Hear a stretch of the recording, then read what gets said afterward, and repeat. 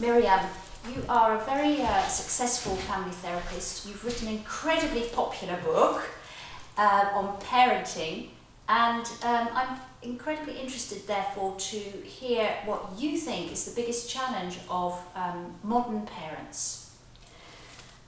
Well, I think parents' challenge is to raise children who are happy, feel great in their own skin, have good self-esteem, and develop their unique talents.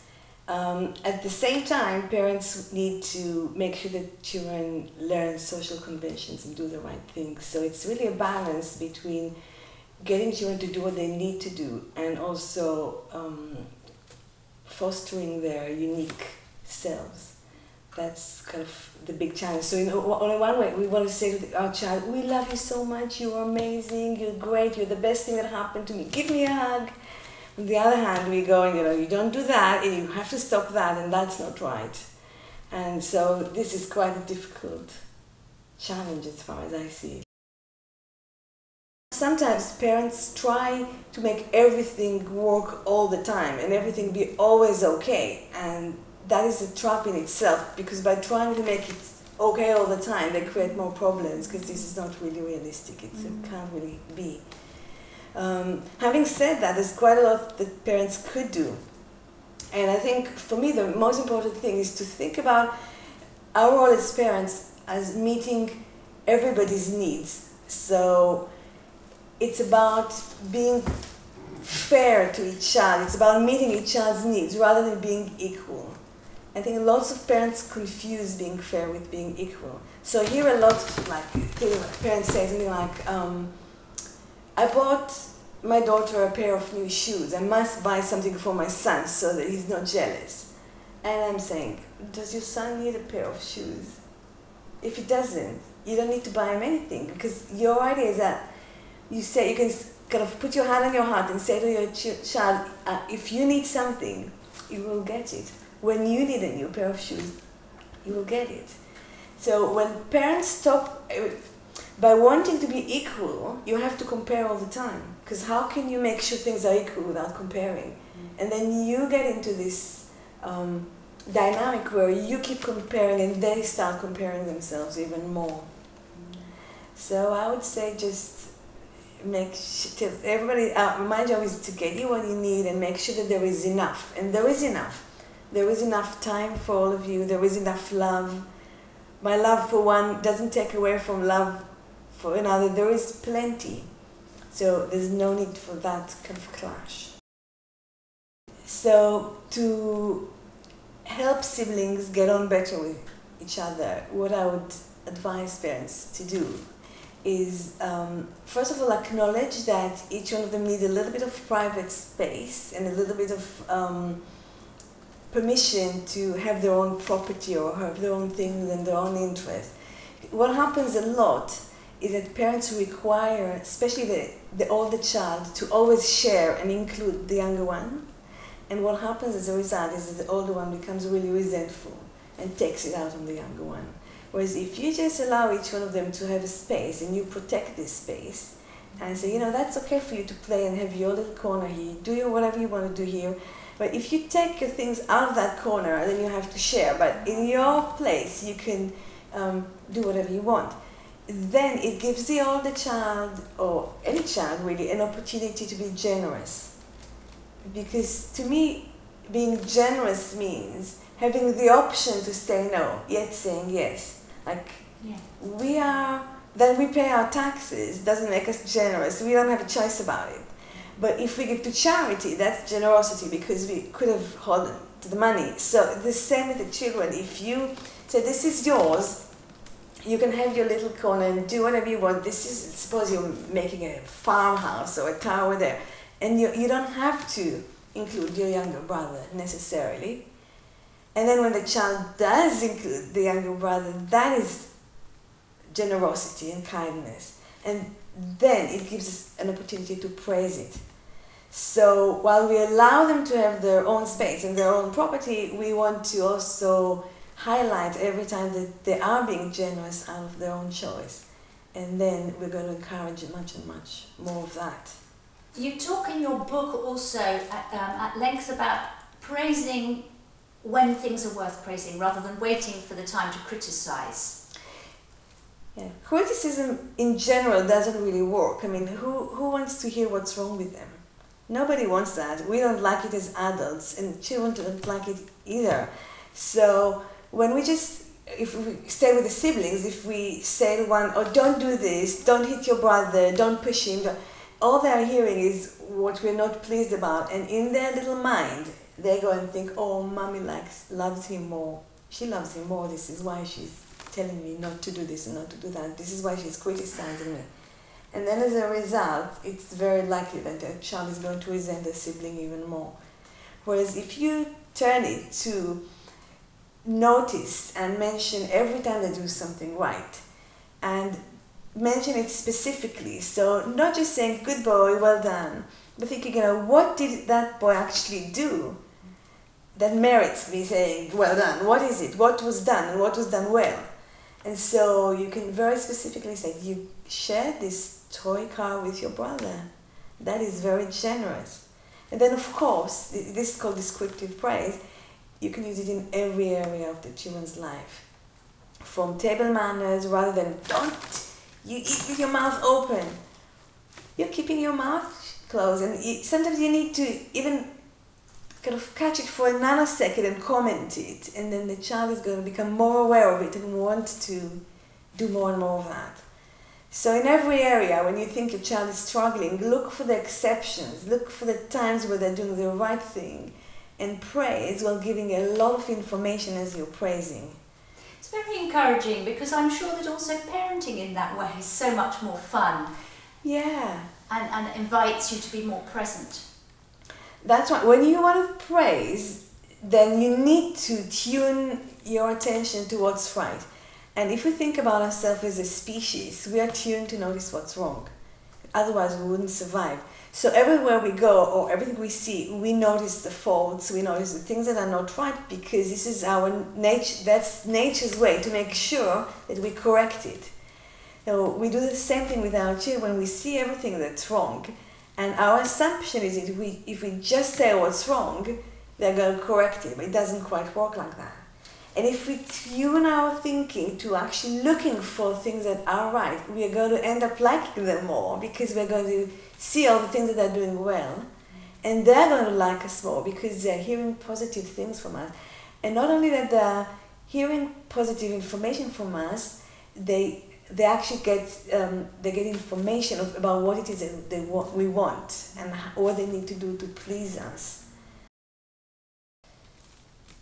So parents today do have a lot of choice. We can choose, even starting from food, what we feed our children. There's so much around. There's so much that we can buy them to wear. There's the schools they can go to, what classes are they going to do, what extracurricular activities should they do, should they be doing any. There's a lot of choice there. And there's also this thinking that if only we choose the right words to say, if only we choose the right activities or the right instrument for our child to play, if only we choose everything right, then everything's going to be fine. And in reality, there's not just one good choice, there are plenty of choices. All of them can be good. And you need to try and, I wouldn't say trust your instincts, because instincts are not always leaning you the right way, but I'd say try and look what the child needs are and separate your own needs from it, and just look at your child from the outside and say, what does he need? What will serve that child better? What does the world look from my child's point of view? What is my child experiencing and how can I support? And although there is a lot of choice and a lot of advice, you just need to find the one that works for you and just go with it.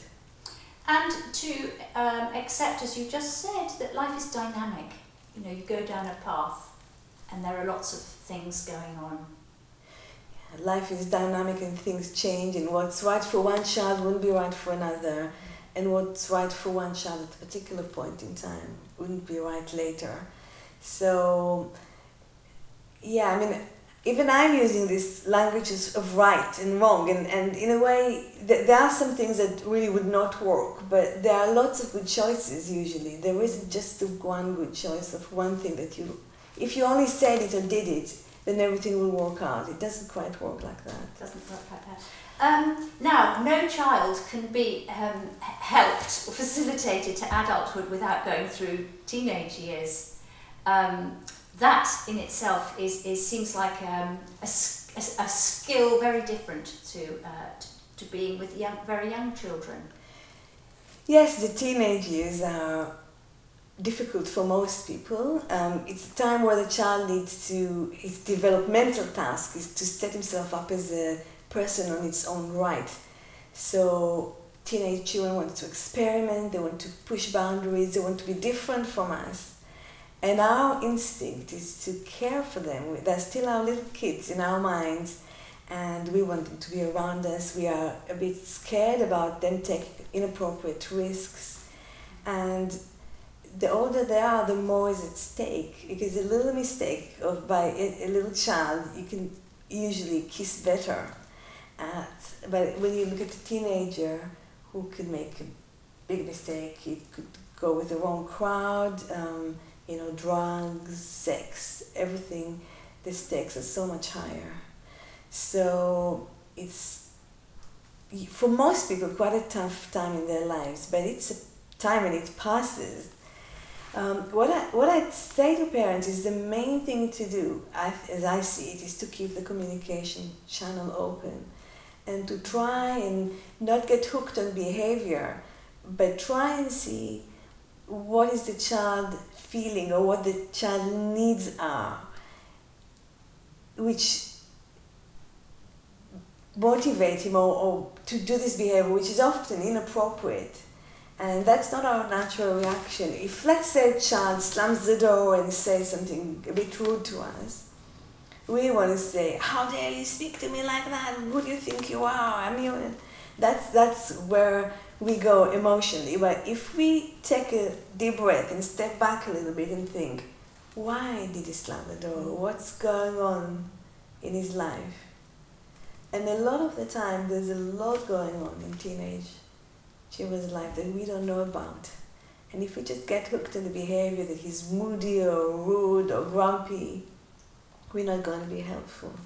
So if we take your advice young enough, when the children are young enough to really understand and work on communication, you're obviously setting yourself up for, in a way, easier time during teenage years, for you as a parent, that is.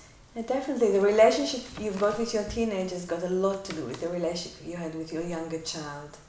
So if you have good communication with your younger children, then you're much more likely to grow up continuing to communicate very well. So the sooner you start, the better. But there's always hope. I mean, I'm always believing that, and I can see that there is hope if the will is there. And communication is not just about them following particular rules about their behavior. Communication is also about them talking to you when something bothers them. If they feel that they come to you and you dismiss what they're saying, or you blame them for it, or you become very upset by it yourself and you can't be with their feelings and their problem because you just get too upset yourself, they're going to not talk to you. And so it's also about reflecting what they're saying to you, listening, being interested, not jumping to feel anything or to shout at them or to do anything very emotional, but just being able to be with it and think together what could help. So time for self-reflection for a parent is also worth spending, isn't it, when you've got teenagers? Yeah, I think there's nothing like children and teenagers to make us, to trigger us really, so that we are invited to look better at ourselves. Because a lot of the times a child will come and say something like, "I haven't got any friends, Mom. Nobody wants to play with me." And you could immediately go into, oh my God, all the parties that you weren't invited to as a child, all these things that you wanted to to happen to you which didn't happen, and at that time, if that's what happens, you're just going down the hole together with your child. You need to be able to disconnect it. So children and teenagers will bring with them lots of things that will trigger us, and my invitation is for us to think, where is it coming from, and what part of it is mine and what part of it belongs to my child. Yeah. What final words of encouragement would you have for parents who are trying so hard and who are often tough on themselves? Yeah, parents are trying so hard, and they are very, very tough on themselves. When you think about several generations ago, nobody had parenting classes or parenting books, and nobody would record an interview like that. People would just do whatever they did, and that was kind of all right. And now we're thinking about everything, and with this new thinking and awareness, we sometimes fall into this hole of blaming ourselves. So what I want to say to parents is your children are resilient. They are okay as long as they know that you love them, you care for them. They're going to turn out okay.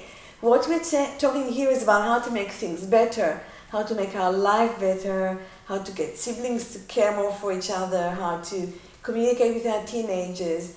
And I think it's basically worth looking into it. But children are resilient, and we also all make mistakes, and that's all right. They're still going to love us, and we still love them. Thank you so very much, Miriam, for talking to you. You're welcome. Thank you for inviting me.